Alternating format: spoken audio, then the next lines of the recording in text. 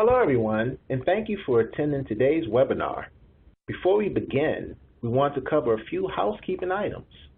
At the bottom of your audience console are multiple application widgets that you can use. You can expand each widget by clicking on the maximize icon on the top right corner of the widget or by dragging the bottom right corner of the widget panel. Additional materials, including a copy of today's slide deck, are available in the resource list widget indicated by the green file icon at the bottom of your screen.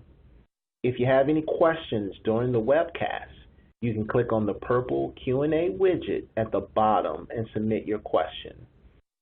We will have a Q&A session at the end of the webinar. You can submit questions through the webinar. You do not have to wait until the Q&A session. If you have any technical difficulties, please click on the yellow Help widget. It has a question mark icon and covers common technical issues. You can also submit technical questions through the Q&A widget. Please note, most technical issues can be resolved by pressing F5 or Command-R on Macs to refresh the player console. Finally, an on-demand version of the webcast will be available approximately 1 day after the webcast and can be accessed using the same audience link that you used to access today's event. Please complete the survey at the conclusion of today's event. Now, I'd like to introduce Martha Bleeker. Martha, you now have the floor. Hi, thanks for joining us today. This is Martha Bleeker, and I'm a senior researcher at Mathematica in Princeton, New Jersey. I'm also a member of the U.S. Department of Education's Regional Educational Laboratory, which we call REL for short. Today I'll be joined by my colleague Wendi Webster-O'Dell, who's the coordinator for parent and family engagement at the New Jersey Department of Education and the Division of Early Childhood Education, as well as two of my REL colleagues here at Mathematica, Jaimie, Grazi, and Felicia Hurwitz. During this webinar, we are going to share a new toolkit we have developed called GoLearnGrow, which is aimed at improving attendance in pre-kindergarten and kindergarten. We'll talk about the importance of attending school in these grades and how staff in districts, schools, and other early childhood education providers across New Jersey and across the country can work with parents and families to prevent chronic absenteeism. This presentation is a collaboration between the New Jersey Department of Education and the REL Mid-Atlantic, which works in partnership with educators and policymakers to develop and use research to improve academic outcomes for students. Even though this work involved a collaboration with the New Jersey Department of Education, we believe that the issues are similar across states and that the toolkit will be relevant to early educators across the country. Now I'll turn it over to Jaimie, who will provide an overview of what we'll cover. Yes.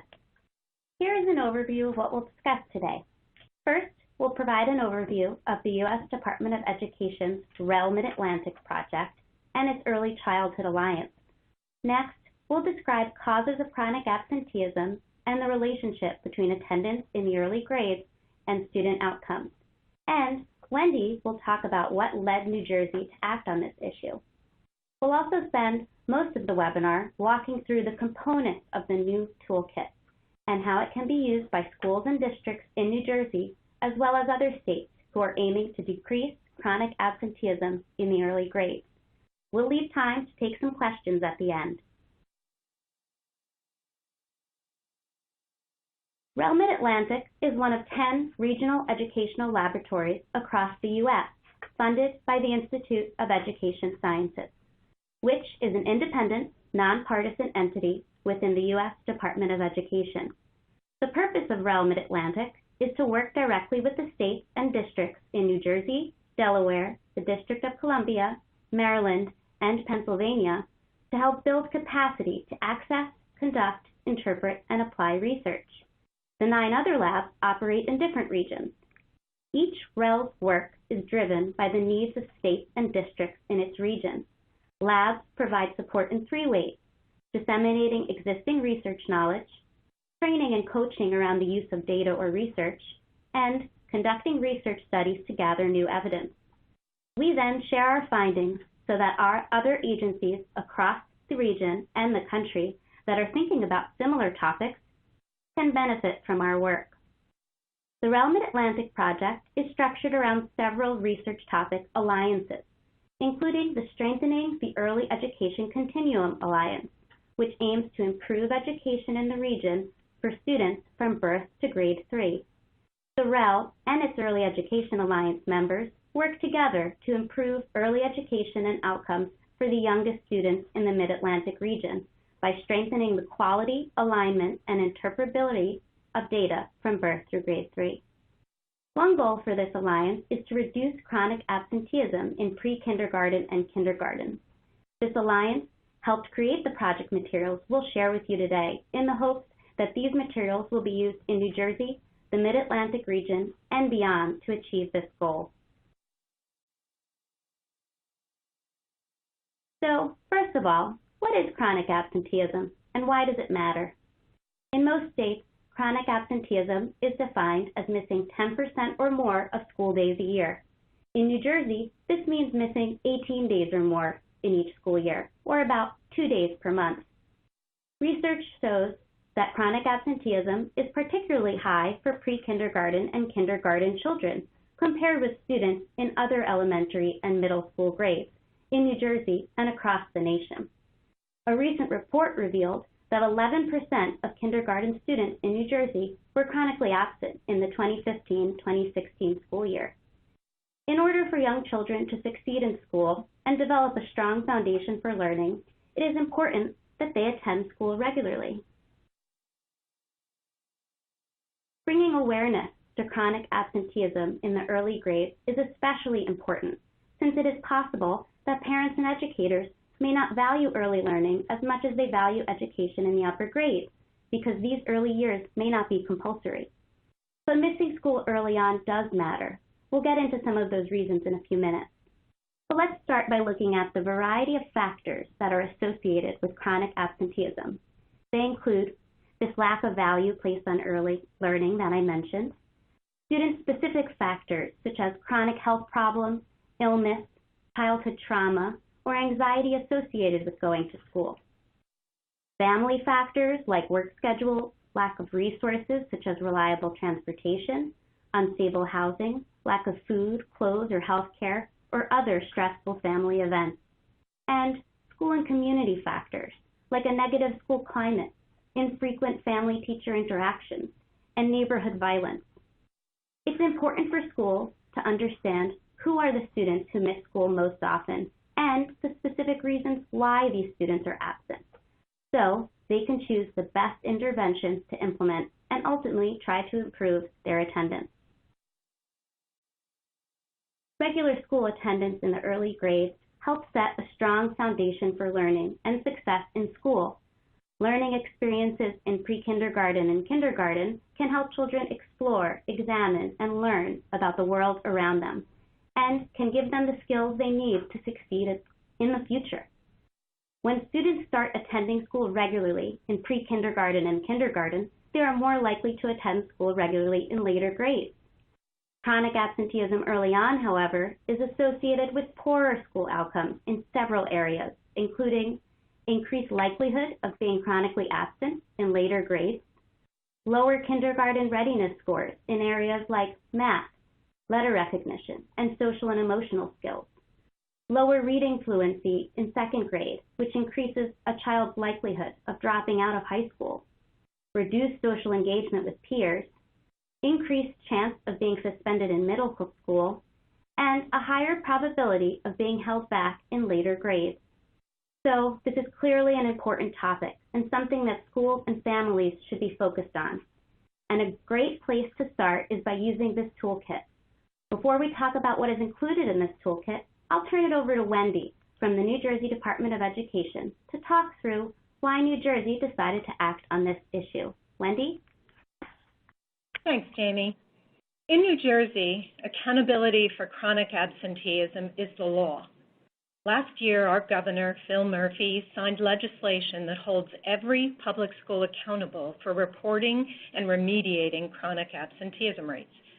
The numbers must be reported to the State Board of Education, and if the absenteeism rate is above 10%, the district must develop a corrective action plan. Now, like other states, we had already included the reduction of chronic absenteeism in our ESSA plan.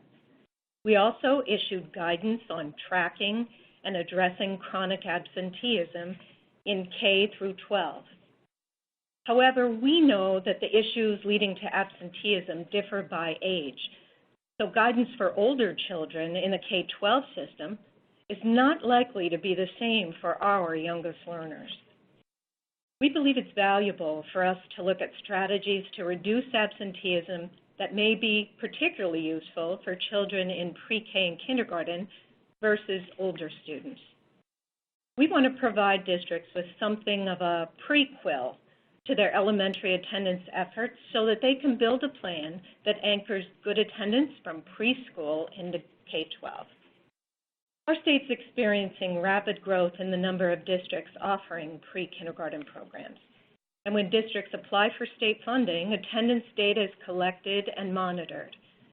Our district liaisons coach and counsel districts with high chronic absenteeism rates, and we continue to monitor and support those districts throughout their annual assessments and reports. In our state, and surprisingly across the nation, our research indicated that there were very few support tools for districts to build and remediate effective attendance programs in pre-K and kindergarten. We strongly believe that families are the critical yet missing partner in schools' student attendance plans. Therefore, we built on that belief, and our toolkit will serve as a foundation for support and inspiring districts to approach student attendance differently. That's why our Division of Early Childhood Education has partnered with the REL to create a toolkit of resources and highlight specific issues to consider in addressing chronic absenteeism in pre-K and kindergarten. That brings us to our GoLearnGrow Toolkit. The REL and the New Jersey Department of Education worked together to create the toolkit of resources with the aim to do several things. We want to encourage our schools to thoughtfully gather and include their unique data on preschool and kindergarten attendance. We want to help our educators understand how to use that data to inform and strengthen their current policies and practices.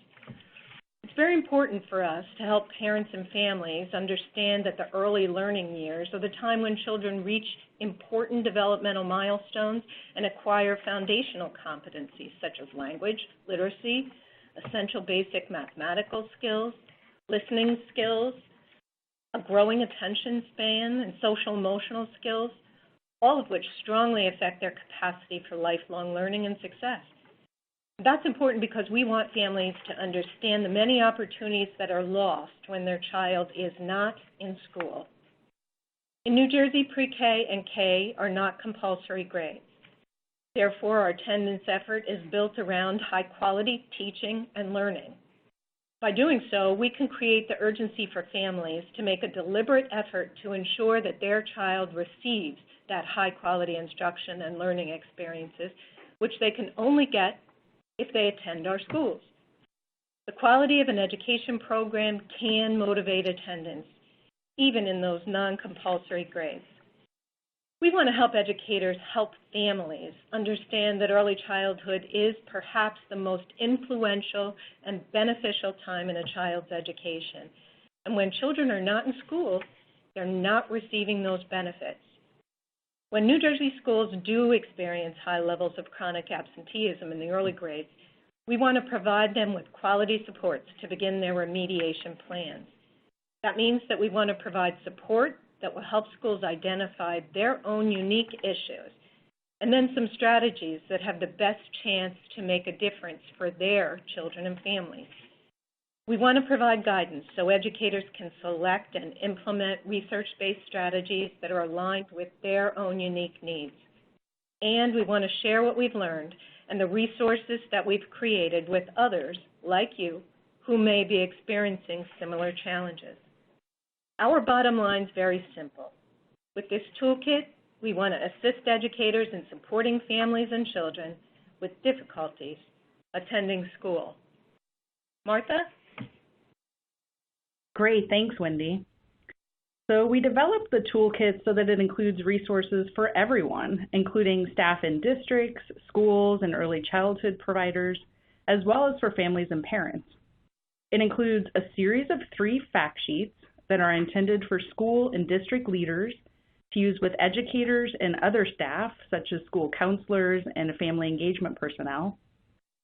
It also includes a user-friendly infographic or flyer, and this is aimed at families, and it can be posted on the walls of schools and early childhood providers. It also includes a slide deck with a corresponding handout for educators and school leaders to use with parents. And then finally, it includes a full list of references for the research that we used and cited when developing the toolkit, as well as a list of other organizations and initiatives that are aimed at decreasing chronic absenteeism. The idea is that the materials in our toolkit will be accessible to use together, or they could be used individually as a tool to support those working to reduce absenteeism in the early grades. We'll provide a link to these materials at the end of the presentation, but the link as well as the full toolkit are all available on the resource list that's associated with this webinar as well. The materials are currently aimed at districts, educators, and parents in New Jersey, but they can be downloaded and used by districts and schools in other states. If needed, you could even rebrand the materials for use with parents and educators in your community. For more information, you can contact us using the email links at the end of this presentation. So now that you have an overview of the toolkit, we'll discuss the components and their contents in more detail. The first set of materials are 3 fact sheets that are aimed at leaders and other staff, such as teachers and counselors, in districts, schools, and other early childhood education providers. The first fact sheet is called Chronic Absenteeism in the Early Grades, a Snapshot of New Jersey, and this aims to define chronic absenteeism and provide information about the importance of addressing the issue during the early years. And it also describes the steps that New Jersey has taken and their vision moving forward. Earlier, Jaimie and Wendi both discussed the importance of attendance during the early grades and how chronic absenteeism in pre-kindergarten and kindergarten is associated with poor school outcomes as children transition through school, such as lower school readiness scores, lower reading fluency, reduced social engagement with peers, and a higher probability of being held back in later grades. All of this research is described in Fact Sheet 1 and is relevant to schools and districts across the country who are aiming to help school leaders and other educators understand the importance of attendance during the early years. This first fact sheet also specifically highlights New Jersey's vision to reduce chronic absenteeism in the early grades, which we've included and described here in a green box. And this includes expanding preschool to all children and providing them with schools close to home, focusing state and local attention on the value of attendance during these early years, improving student school readiness skills, and providing resources to help early childhood programs, schools, and districts work with families to ensure that children come to school ready to learn. The toolkit materials we've developed fit nicely with New Jersey's vision and will help them carry out each of these bullet points. Although this box that we include in the fact sheet shows the importance of these issues in New Jersey, it could easily be tailored for use in other states who might have a slightly different vision. The second fact sheet is called Chronic Absenteeism in the Early Grades, Risk Factors and What Schools Can Do. This fact sheet highlights the common factors associated with missing school that Jaimie talked about earlier, such as the lack of value placed on early learning, student-specific factors like health problems, family factors like unstable work schedules and lack of resources, and school and community factors. This fact sheet also provides information about how schools and early childhood providers can target services to students who are most at risk for chronic absenteeism. It also shares information about what school leaders and other educators can do, including the strategies that they could use to identify students who are most at risk, how they can assess patterns of absenteeism in their schools, and also effective ways to connect with parents and families to improve attendance. In terms of connecting with families on this issue, because attendance habits start early, it's important to help parents and families understand the value of attendance by sharing information about how absenteeism during these early years is associated with poorer school outcomes well into the future. Schools can also talk with families to understand their specific attendance challenges and find common issues or patterns in their school.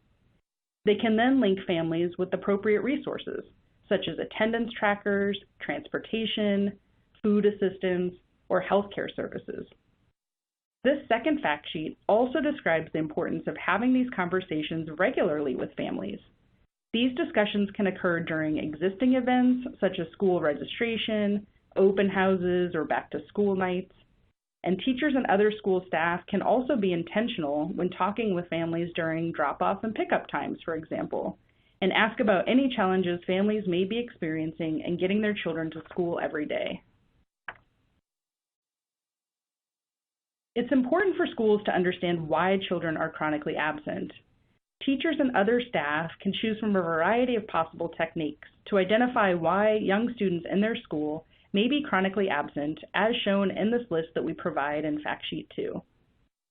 So for example, teachers can encourage families to contact them directly or use a school's 24-hour call-in line to let the school know about their child's health or other daily challenges that might be affecting their attendance. On the previous slide, we talked about how teachers could discuss attendance with parents during drop-off and pickup times. That might not be possible in every case, but teachers could also send personalized text messages or emails to parents, or they could even call families to ask how they can help. Sometimes it's helpful for parents to connect with other parents who can relate to the challenges that they're facing. This might be even more helpful for non-English speaking families, so schools might designate bilingual parent representatives who are able to make these connections and then assess reasons for absenteeism. School social workers or counselors could also schedule regular check-in meetings or even home visits with families who are struggling the most. And finally, school principals can engage with other leaders in their community. For example, leaders of community centers or religious groups might be able to bring a new perspective to the conversation and help identify challenges that schools are not aware of, maybe related to a particular neighborhood or subset of the community. Once schools identify students who need support and gather information about the root causes, the next steps are to identify, implement, and evaluate interventions to reduce rates of chronic absenteeism, which is the focus of the third fact sheet. Like the others, this third fact sheet is aimed at educators and leaders in districts, schools, and other pre-kindergarten providers, and includes information aimed at helping them engage with teachers and families to select the right intervention or set of strategies to use in their school, communicate with families so that they buy in, can help inform and participate in the strategies, build partnerships with others in the community, start to implement the strategies, and then test them to see what works best, which can help expand the range of proven strategies for other schools and districts in New Jersey and across the country. There is pretty limited research on effective strategies to improve attendance, specifically targeted to pre-kindergarten and kindergarten. We include a full set of study references on research in this area and descriptions of other attendance initiatives around the country in our toolkit for your reference, and we'll highlight some key suggestions here from Fact Sheet 3. So first, a few studies show the effectiveness of different strategies for informing families about the importance of attendance in the early grades. For example, a task force in New York City posted messages on public buses, subways, and Metro cards, and used recorded wake-up calls to get the message out about the importance of attendance. And a recent study in Philadelphia showed that parents may actually underestimate their children's absences and think they have missed the same or fewer days than classmates when that's not correct. but sending families a postcard with a specific message about the number of days their child missed school was effective in improving attendance rates. Another study showed the effectiveness of sending text messages. So in this study, teachers sent targeted messages to parents of kindergarten students on the day that they missed school, expressing concern and offering assistance. Based on the parents' responses to those text messages, teachers were then able to link families to resources, such as transportation, temporary housing, or clean clothes. These text messages reduced chronic absenteeism rates by 11 percentage points. Offering transportation alternatives can also help. Schools or neighborhoods can organize walking school buses, where students walk to school in a group with at least one adult. Or schools could help arrange regular transportation or partner with community organizations, such as local churches that might have vans or buses and be willing to help. Research has also shown that coordination between families and school staff can help decrease illness-based absences, which are very common in the early years. Often, parents aren't sure which symptoms mean that they should keep their child home. Schools can encourage parents to engage with a school nurse or their child's doctor to determine which symptoms will prevent their child from participating in school activities, require more attention than staff can provide, or pose a risk of spreading germs to others, so they know when they should keep their child home. Schools can also use preventative measures, such as helping children wash their hands and cover their mouths when coughing or sneezing, discouraging them from sharing food and drink with others, and arranging wellness visits with school nurses. In some cases, schools can use home visits for the families of students who have a chronic illness, such as asthma, so that school staff can learn what supports children might need at school. Felicia, I'll now pass it over to you so you can talk about the rest of Fact Sheet 3. Thanks, Martha. So the work is not done once the strategy is selected. This third fact sheet also gives tips for implementing and testing the strategies you have selected. It's important to observe and test strategies to make sure they are being implemented as expected, understand how well they are working, or figure out what is not working. Testing strategies can also help inform changes along the way to maximize the chance to improve attendance for young learners. In Fact Sheet 3, we recommend a step-by-step approach to track and test progress. First, it's important to record baseline attendance rates before implementing any new strategies. Next, develop standard procedures that can be used across classrooms and/or schools. And then, throughout the intervention period, periodically check in to ensure that strategies are being implemented as expected. Remember to obtain feedback from school leaders and educators along the way to learn about challenges so you can help troubleshoot and offer possible solutions. As needed, provide feedback to educators and schools to combat any issues with implementation.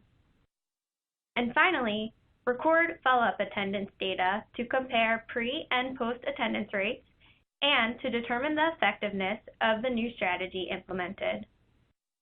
If you find that attendance is not substantially improved, you will know about it and have valuable data to help inform changes to your strategy. It's important to remember that we are still learning about the ways to combat chronic absenteeism in the early grades. So testing new strategies can provide important information for all of us about what works and also what doesn't work for improving attendance for young learners.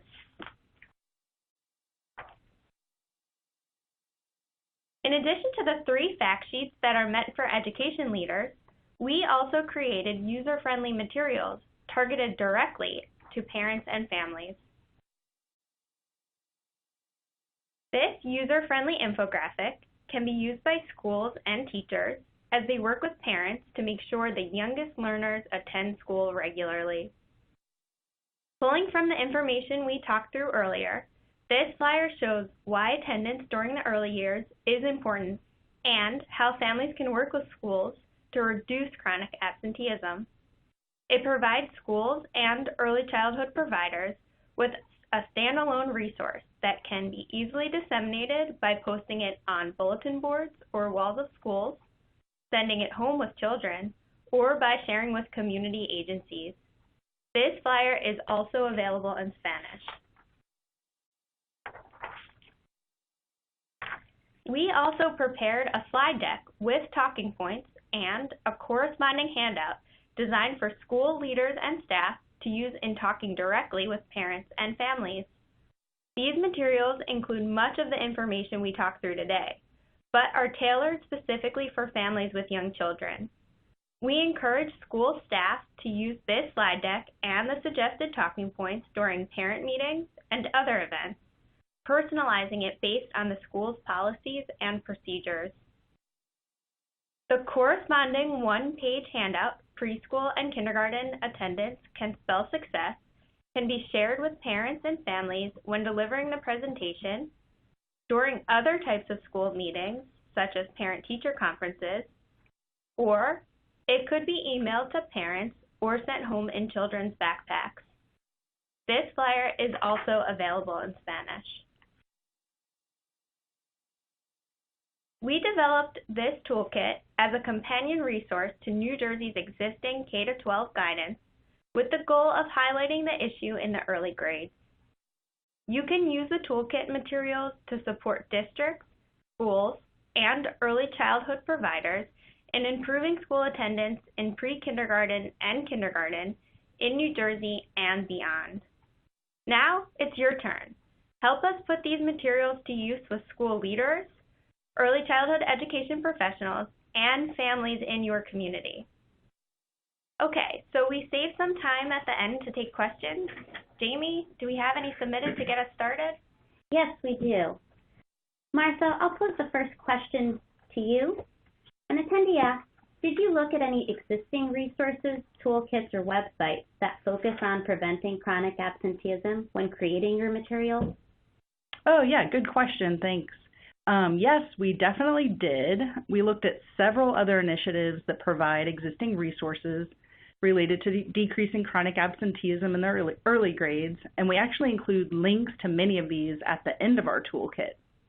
So one example is Attendance Works, which is an organization that has done a lot of excellent work over the past 13 years or so to build public awareness about attendance and encourage local involvement of families and communities. They provide technical assistance, and they also have a ton of helpful resources on their website, many of which focus on attendance during the transition to kindergarten. So as I said, that link is at the end of our toolkit. Another initiative that we used as a reference is the Read by Fourth campaign, which is managed by the Free Library of Philadelphia. So their Attendance Matters campaign includes a toolkit for school leaders and teachers, and that toolkit has handouts and specific advice on ways to encourage regular attendance and address challenges getting to school. It's very similar to what we did, but it's designed specifically for educators and families in Philadelphia. There are several other initiatives as well, which again are all listed at the end of our toolkit. And also, I'll say that even though there are, several good existing resources out there, New Jersey thought it would be helpful to work with us here at the REL to create this toolkit to really help them highlight the issue and get it on the radar in New Jersey. So when developing the toolkit, we were able to link materials back to the state's existing resources and guidance and really try to make sure that the materials would be helpful across different regions of New Jersey. Thanks, Martha. So we also received a question on how we developed our materials. The attendee asked, were educators or district staff included when developing the materials? Martha, do you want to take this one? Sure. Yes, we wanted to make sure that the materials would be as helpful as possible for the intended audience. So we worked with Wendi at the New Jersey Department of Education to try to obtain feedback from all ends of the spectrum, including principals and district staff, as well as state-level district support staff who work closely with districts and schools in New Jersey. We had hoped to get a little more direct feedback from teachers, but that was rough because most of the materials were developed over the summer and early fall when teachers are hard to reach or very busy. But we did have a series of meetings early on to share initial drafts of materials and make sure that our toolkit would be accessible and useful, and we really valued all of the feedback we received. The different perspectives we ended up getting helped ensure that we used familiar terminology to make materials more compelling to district and school leaders, helped us make sure that we could include links to resources that would be useful to the audience, and it helped us also to avoid using wording or even graphics that might be off-putting or not resonate with the audience. So just to give some more examples, we tried to ensure that busy school leaders and educators would read the materials. So to do that, we created the series of 1 to 2 page fact sheets rather than a long, dense report. We also, wherever possible, tried to include text boxes or graphics with clear takeaway messages and step-by-step approaches that school leaders and others could use. And the feedback that we received also suggested that we use text that did not put all the responsibility or blame on parents or families for attendance issues, but instead really let parents know that we and schools understand the challenges they're facing and want to work together on this issue. Wendi, do you have anything else you want to add there? Because I know you helped us get a lot of that helpful feedback. I do. You know, one of the points that I like to make is that those first 3 fact sheets are perfect to use in PLCs. It's great to use it when you know that you're struggling right before reporting the numbers to the state, at the end of the year when you start looking forward.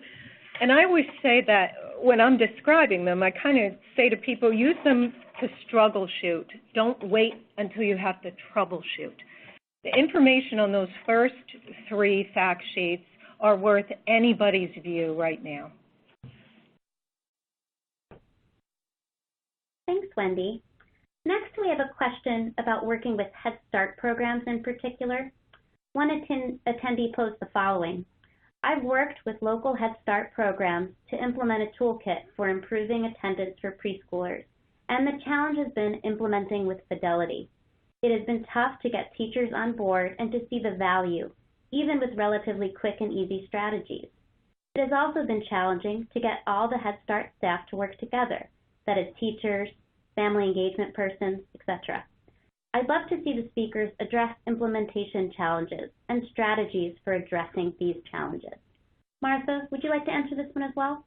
Yeah, that's a really great question, and I think it ties in nicely with what we just talked about.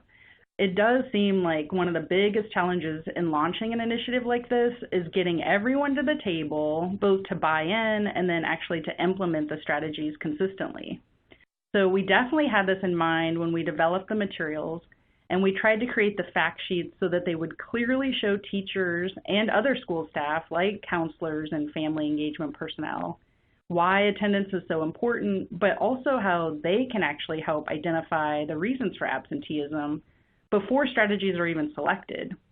So if teachers and others are included in these first steps and actually help select and shape the strategies that will be used in their school based on what they learn directly from parents, I think that could really help them see the value and buy into implementing the strategies themselves. Also, as Felicia talked about earlier, it's really important to observe and test the strategies from the very beginning to make sure that they're being implemented as expected, understand how well they're working, and also figure out what's not working. Starting small and working your way up might make this easier. So maybe you could focus on a small set of Head Start programs in your area who are having similar attendance challenges and maybe are interested in implementing the same set of strategies. You could then connect them to each other and get them working as a group as they start to implement the interventions. They can share lessons learned and then report back to each other how things are going. You can involve teachers and other school staff in this process. That way they'll know that they're able to discuss the challenges they're having and also talk about what's working well with other centers and learn from each other during these early stages. And maybe once you get a core group of teachers and other school staff on board, then they can help motivate and involve others in their same positions. Wendi, do you have anything you want to add to that one? I do. It was a great question because implementation challenges are often the biggest issue that we have. We can have quality products, and we can have some logical and somewhat simple solutions. But I think one thing that we do is we tend to skim over things rather than make a larger link to attendance. And what I mean by that is earlier we talked about an example of working with parents to let them know when to keep their sick child home. So often we just hand that out as a flyer, and we don't really talk about it as something that impacts those 2 days of absence within each month. So sometimes just rethinking how we're using those solutions can really make a difference. So I think that was a great question that we all face. Thanks, Wendi. Next, an attendee asked if we would suggest using these strategies as part of their action plan, and if it would be okay if they use some of this information in our toolkit to spread some of these strategies to other elementary grade levels. And yes, I think that's a great idea, and we highly recommend using this toolkit in any way you think would be useful. We pay close attention to the early grades for this work, but we can see a lot of this information being applicable. So thanks for that question. It looks like the next question is... Before we go on to the next question, this Sure. is Wendi, and I'd like to say that this is one of my biggest goals. Our K-12 folks have to come up with those action plans and do a little bit of remediation, but we never really were able to offer you something, I use the word as a prequel, and this is a toolkit that can plug right into those action plans, and that's one of the exact reasons that we wanted to create this for you. Thanks, Wendi. This next question is specifically on the chronic absenteeism measure. An attendee notes, it sounds like measures of chronic absenteeism usually include excused absences as well. Is that right? And if so, why is that? Felicia, would you like to answer this question? Sure. So that's a really good question. And the answer is yes. Measures of chronic absenteeism include all absences, including excused and unexcused absences. Because even when absences are excused, students are still missing valuable instructional time. Absenteeism rates are surprisingly high in the early grades, with an average of around 10% of students being chronically absent across the country, and much higher rates in some schools and grades. And as we showed today, research shows that those missed days can add up quickly and lead to poorer student outcomes in math and reading, and lead to bad attendance habits, regardless of the reason behind the absence. And so sometimes parents keep children home for an excused reason, like an illness, when they don't need to, and it may be because they don't understand the value of school during these early years, or don't know which symptoms are harmful enough to keep a child home when sick. So using the materials we've developed can help provide parents with important information and decrease the number of excused absences too. Thanks, Felicia. Another attendee asks if the toolkit materials are accessible to people with disabilities. I can answer this one. Yes. We make sure on the REL Mid-Atlantic project that all electronic files uploaded to the REL Mid-Atlantic website are what we call 508 compliant. That means the files, including this toolkit, meet or exceed the requirements of Section 508 of the Rehabilitation Act, and that means they are accessible to persons with disabilities. Thanks for that question. Looks like we have some time for a couple more questions. Felicia, I'll pose this next one to you. How can I find out the chronic absenteeism rate for my school? Yeah, thanks, Jaimie. That's another really good question. So if your school or district isn't already tracking the information itself, you can check out the Hamilton Project from the Brookings Institute. They offer a website with an interactive map that shows rates of chronic absence along with school and community factors for every school across the country. And you can search by zip code or school name and click on schools to discover more information. We have a link to this helpful resource at the end of our toolkit in the section where we mention other initiatives focused on increasing attendance. Thanks, Felicia. Another question we got was if an attendee wanted to copy these flyers, if it was okay to say they adapted them with the permission from REL and New Jersey Department of Ed, I'd answer, yes, that's completely fine. And if you have any questions on adapting these materials for your community specifically, to reach out to one of us. Our emails are in the contact information that will follow this Q&A. So thanks for that question. Another question, and I think this will be our last one, is what suggestions do you have to encourage parents who are non-compliant in this matter, despite the plethora of resources included in this toolkit? I think that's a really good question to end off with. We spend a lot of time and energy on our parent and family materials.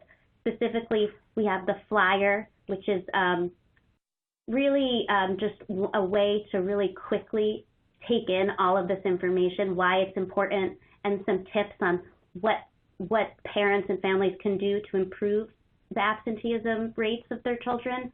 So I'd highly recommend to start with these materials, have your teachers, hand them out like we suggested, or in a parent or family meeting. Just use them as a starting off point. It's a really friendly and enthusiastic way to get this conversation started. So thanks for that. Anything my fellow presenters want to add? Okay, well, thanks so much for sharing these thoughtful questions with us. And that concludes the Q&A.